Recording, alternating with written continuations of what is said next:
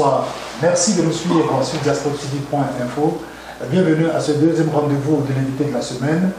Notre interlocuteur de ce jour est M. Touré Daouda, député de Kolia, de Gon, de Sianala, mais également commissaire général de Kolia Blues Festival. C'est ça. Plus précisément de blues. C'est ça. Mais également de culture et de tourisme. Tout à fait. Puisque le thème de notre rencontre de ce jour s'articule autour de la musique blues africaine comme facteur de développement culturel et touristique. Mais bien avant, il est bon de savoir que le blues est un genre musical vocal dérivé des chants de travail des populations afro-américaines. C'est un style musical où le chanteur exprime ses tristesses et ses déboires. Merci pour votre introduction. En réalité, le blues est la musique des Noirs, est la musique mère des musiques que nous connaissons aujourd'hui, c'est-à-dire le jazz, le rhythm blues, le rock and roll et la musique citadine que nous connaissons. Mais est-ce que c'est une opportunité pour nous de faire valoriser le blues, de faire reconnaître le blues aujourd'hui? Vous savez, le blues a commencé dans les champs de coton d'Afrique avant de se retrouver dans les champs de coton de l'Alabama et des autres parties des États-Unis comme le Mississippi et autres. Et c'est cette déprime-là des Noirs qui les a suivis jusque dans les océans, au-delà de l'Afrique elle-même. Et quand vous écoutez les musiciens de chez nous, les musiciens du Nigeria, de l'Angola, de l'Afrique du Sud et de Kolia même, vous retrouvez les mêmes sons, les mêmes mélodies, les mêmes vibrations de voix à ce peuple-là. Et ce qui est commun, c'est cela. Et nous avons vu qu'il fallait que nous approprions cette musique, parce que c'est notre musique, il fallait bien que quelqu'un le fasse, et nous avons décidé de le faire ici en Afrique. Pour cette première édition, 3 artistes de renommée mondiale. Il s'agit de Vieux Farka Touré, qui vient du Mali,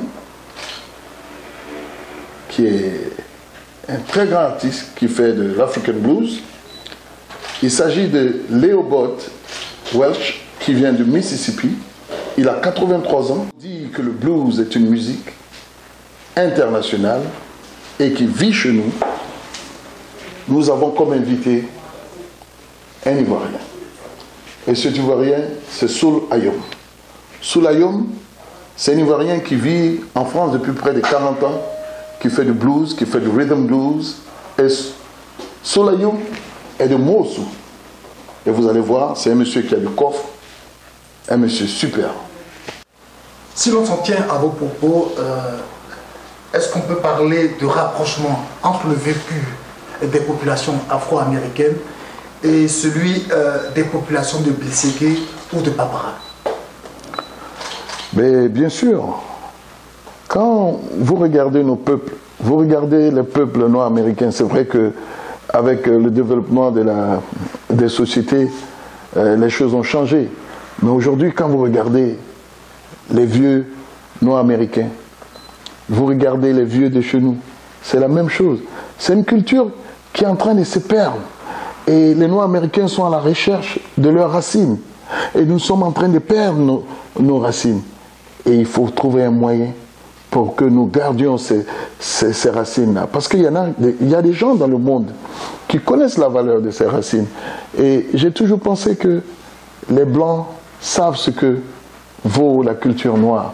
Et nous, les Noirs, nous-mêmes, nous n'avons pas encore compris cela. Le jazz aujourd'hui, vous voyez les grands jazzmen, c'était des Noirs. Mais aujourd'hui, quand vous regardez les grands jazzmen, il y a beaucoup de Blancs. Ils ont compris l'intérêt de la chose. Les grands bluesmen aujourd'hui, il y a beaucoup de Blancs. Ils ont compris l'intérêt de la chose. Mais nous-mêmes qui avons créé cette musique émanant de nous-mêmes, qu'est-ce que nous faisons? Nous ne faisons rien. Alors, il fallait qu'il y ait des fous comme moi et d'autres personnes, mon équipe, pour pouvoir comprendre que c'était nécessaire que nous fassions quelque chose pour cette musique. Et nous pourrons faire quelque chose de cette musique. Et qui pourra aussi apporter sur le plan artistique et sur le plan économique. Alors, jetons un coup d'œil sur votre programme d'activité. L'on note des ateliers pratiques. Hein. Est-ce que vous pouvez nous dire un mot là-dessus et quels sont les objectifs que vous visez à travers ces ateliers? À travers ces ateliers pratiques, nous voulons d'abord faire découvrir les talents que nous avons au nord de la Côte d'Ivoire. Tous ces grands talents qui n'ont pas de suiveurs, qui n'ont pas de successeurs. Il n'y a pas des gens après eux qui vont prendre la relève. Et ils nous l'ont dit quand on allait faire du repérage à Kolia. On a réuni 12 musiciens, les plus grands musiciens de la région. Ils sont venus et nous ont dit, vous savez, après nous, on ne sait pas ce qui va se passer. Vous avez vu Zélé de Papara? Cette dame qui a ému le président Houphouët-Boigny, cette dame qui a ému toute la Côte d'Ivoire à l'époque. Malheureusement, elle est décédée, un accident. Sa maison s'est écroulée sur elle. Heureusement que sa sœur a repris le flambeau. Mais vous savez qu'aujourd'hui, les jeunes filles qui vont à l'école, ça ne les intéresse pas, ça. Elles sont intéressées par le zouglou, le rap et tout ce que vous savez. Et cette musique pure, cette musique recherchée, cette musique qui peut même gagner des Grammy Awards aux États-Unis, c'est cette musique-là qu'il faut regarder, c'est là qu'il faut regarder. Ce n'est pas la musique synthétisée. Alors, pour répondre à votre question, vous parlez des ateliers. On va faire des ateliers où les musiciens dits modernes viendront apprendre à jouer de la voix comme ces gens qui sont doués, qui ont appris la musique, où la musique est innée en eux, où ils chantent de façon merveilleuse sans avoir appris à chanter. Mais il faut que les gens se frottent les uns aux autres pour apprendre. Deuxième chose, c'est les instrumentistes. S'ils veulent aller dans les grands concerts, dans les grands festivals du monde, il faut qu'ils apprennent aussi à jouer comme Vieux Farka Touré, comme Toumanou Touré. Il faut qu'ils sachent jouer avec, avec des instruments, avec des musiciens en backup. Et c'est très important. Et les ateliers, c'est justement pour ça. Ils vont apprendre à jouer. Et les élèves de l'INSAC, les musiciens amateurs que nous sommes, nous apprendrons aussi d'eux. C'est un échange vraiment riche qui va se passer. Alors justement, vous parlez d'instruments. African Blues est un concours qui se focalise sur la voix, voilà, les instruments à cordes, tels que le ngoni, la kora, les instruments. Il n'y a pas d'autres instruments qu'on peut utiliser? Ben, écoutez, la base de tous les instruments que nous voyons, le piano, il y a un artiste, Larry Sheck, qui disait que le piano c'était le balanfon. Larry Sheck disait encore que le ngoni, qui est devenu la guitare, et la flûte du Fouta Djalon, ils l'ont modernisé, ils utilisent la flûte. Et il faut revenir à ce qui est originel pour comprendre comment les choses ont été faites. Et je pense que c'est très important, parce qu'on peut copier le balanfon, on peut faire des éléphones, mais ça ne donne pas les mêmes sons. Et d'ailleurs, au festival, vous allez voir des artisans, des artisans qui fabriquent des balanfons. Et c'est des gens, ils ne sont pas seulement des fabricants, ils sont à la fois musiciens. Parce que chaque barre de bois donne un son et n'est pas sculpté dans n'importe quel arbre. Et ça aussi, sur le plan touristique, c'est des choses que nous allons montrer. Mais ce que je voulais dire pour vraiment être précis sur votre question, c'est que ces instruments-là sont les instruments de base de la musique. Le premier instrument de base de la musique, c'est la voix. Et des vocalistes, il y en a bien. Des instrumentistes aussi. Vous savez, nous avons un vieux qui s'appelle Basréman, il a à Kolia d'ailleurs, il a près de 75 ans. Il joue du djemé. Il joue du djemé tellement bien qu'il y a des gens qui sont venus du Japon pour l'entendre jouer le djemé. Et j'avais même peur qu'ils le prennent pour aller au Japon. Parce qu'une fois qu'il arrive au Japon, il devient un patrimoine de chez eux. Alors que ce monsieur-là, il est vivant. Il faut profiter de ses talents, il faut faire connaître ses talents. Il faut que lui-même profite de son talent. Voilà. Ok. En Côte d'Ivoire, nous avons connu le Ziglibiti, le Zougou récemment, qui se sont imposés aux mélomanes sans tapage médiatique. Est-ce qu'il y a des raisons de croire l'avenir du blues africain tel que conçu et voulu par ce festival? En Côte d'Ivoire, tout se chante en Z. Zouglou, Ziglibiti, n'est-ce pas? Bon, c'est ça, c'était pour rire. Mais ce que je voulais vous dire, il y a eu du tapage pour le Zouglou. Moi, je me souviens, le Zouglou, il y avait un journaliste, Abouké, qui a beaucoup fait pour le Zouglou. Il a imposé le Zouglou. Moi, à l'époque, ça m'énervait d'ailleurs. Je disais, ah, c'est quelle musique ça? C'est le woyo, n'est-ce pas? Le woyo. Hein? Et vous voyez que ça marchait. Le Zouglou, ça marche toujours. C'était une musique roots. C'était le woyo. Le tam-tam, la voix. Et au nord de la Côte d'Ivoire, le blues, c'est le woyo, mais avec un autre tempo, avec une autre rythmique. Hein? Et je pense que ça marche toujours. Quand on revient à la base, ça marche parce qu'on ressent la base. C'est de là qu'on vient. Et d'où on vient, on le ressent, même quand on fait semblant de ne pas ressentir.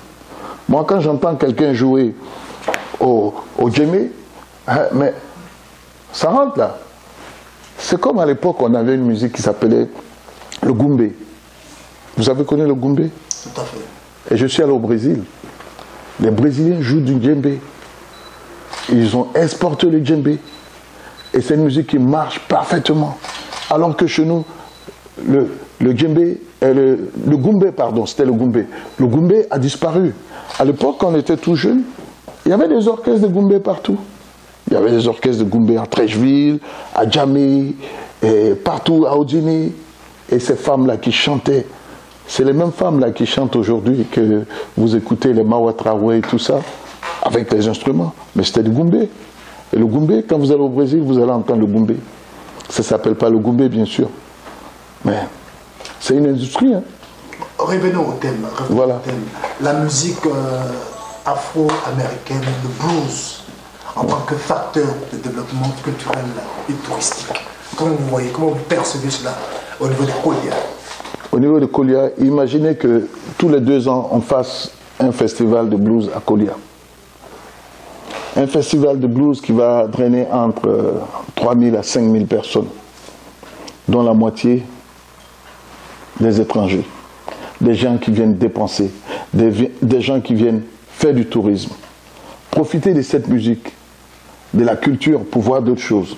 L'agrotourisme, les paysages, les artisans, hein? Vous avez du tout. Même le culinaire. On a des plats qu'on ne retrouve pas au sud ici. Vous connaissez le fonio, vous? Le fonio? Tout à fait. Le kabato, que vous aimez tant? Oui. Nous, on a mangé le kabato, ça ne nous dit plus rien. Mais les gens du sud, les gens de l'ouest, tout le monde aime le kabato. Je veux dire qu'il y a des découvertes à faire. Il y a des découvertes économiques aussi. L'anacarde, la Côte d'Ivoire, premier exportateur d'anacarde au monde. Et en ayant ça, il y a des gens qui n'ont jamais vu un arbre, l'arbre qui fait l'anacarde. L'anacarde. Oui, vous aimez le soumara? Tout à fait. Ouais. Vous savez de quel arbre ça vient? Vous ne savez pas? Bon, quand vous viendrez au festival, vous allez voir, on va vous montrer. Vous savez, c'est le tourisme, hein? C'est du business aussi. Et on ne sait jamais, un de ces talents peut-être va gagner le Grammy Award, on enverra à Los Angeles. Voilà. Croisons les doigts. Ok. À quoi va-t-on s'attendre au sortir de ce festival? À une reconversion des mentalités, comme vous le définissez tout à l'heure, ou à une acceptation de la musique blues dans le répertoire de notre musique? Ce serait une réhabilitation de la musique qui nous appartient. Vous connaissez Johnny Hallyday? Tout à fait. Johnny Hallyday. Johnny Hallyday, quand il a commencé à jouer, les gens le sifflaient. Aujourd'hui, Johnny Hallyday est un dieu dans certains pays quand il joue. Il chante le rock'n'roll en bété. Je voudrais voir des bétés, des chansonniers bétés qui font du blues, des chansonniers du lac qui font du blues, les Sénoufos qui font du blues déjà. Qu'on fasse connaître cette musique-là. Parce que c'est notre musique. Il faut qu'on la mette en valeur. Et c'est à nous de le faire. Ou bien, vous pensez quoi? Quelqu'un d'autre va le faire? Il faut qu'on le fasse. Si on ne le fait pas, les grands festivals de blues se passeront toujours en Suisse, en France, en Belgique, aux États-Unis encore. Et nous, on n'aura rien. On restera là toujours comme d'habitude. Monsieur Touré Daouda, voilà. Votre mot de fin. Mon mot de fin, c'est que l'Afrique sache qu'elle a des valeurs, que ce qui appartient à l'Afrique appartient aux Africains, appartient au monde, mais que les Africains ne soient pas en dehors de cela. Et que le festival que nous sommes en train d'organiser à Kolia soit un festival périn, un festival connu de tout le monde, connu du monde, et que le monde afflue à Kolia. Et je souhaiterais que dans la 2e, la 3e, la 4e édition, que nous ayons la possibilité de dire aux gens, il n'y a pas de place. En ce moment, nous aurons gagné notre pari. Monsieur Touré Daouda, merci. Merci de toujours vous informer sur la première des chaînes d'information de la diaspora. À très bientôt.